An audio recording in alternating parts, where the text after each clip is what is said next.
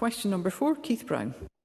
To ask the First Minister what impact the Scottish Government considers this month's changes to UK migration rules will have on the seasonal workforce in Scotland as the soft fruit sector begins to prepare for the summer season.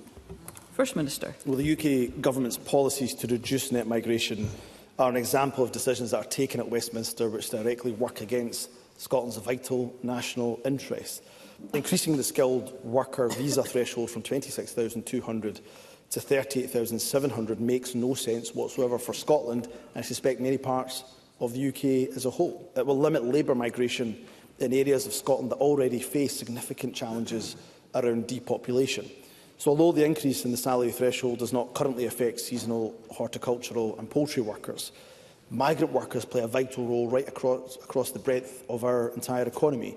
These changes could cause irreparable damage to the food supply chain and to the sustainability of our rural economy. And it's only with independence that we would have the ability to devise a humane, principled approach to migration that is needs-based and delivers positive outcomes for Scotland's communities, public services and our society more generally.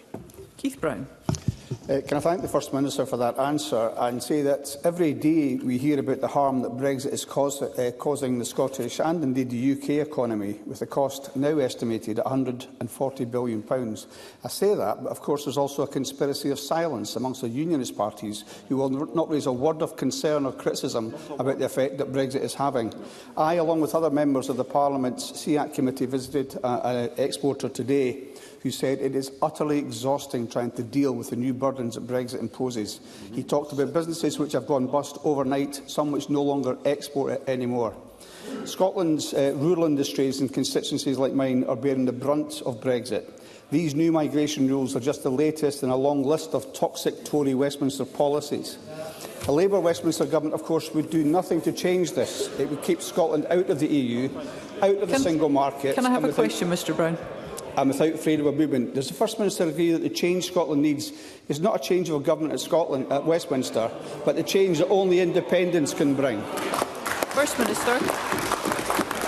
Well, there's simply no doubt that Brexit is relentless. The damage of Brexit has been relentless, and so are the impacts that are being faced right across the labour market by Brexit. New import controls came into effect that threatened to cause hikes to food prices once again. And that's on top of course, the Conservatives' mishandling of the economy, which has seen food prices rise to levels that have caused such suffering and such misery.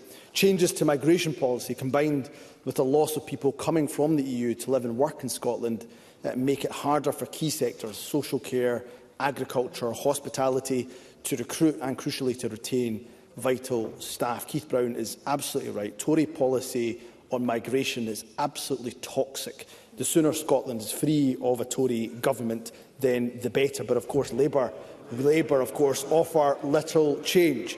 On the big issues like rejoining the European Union, a Labour Westminster government will change absolutely nothing. And it's only with independence will we once again rejoin the European Union and have that free movement of people. Question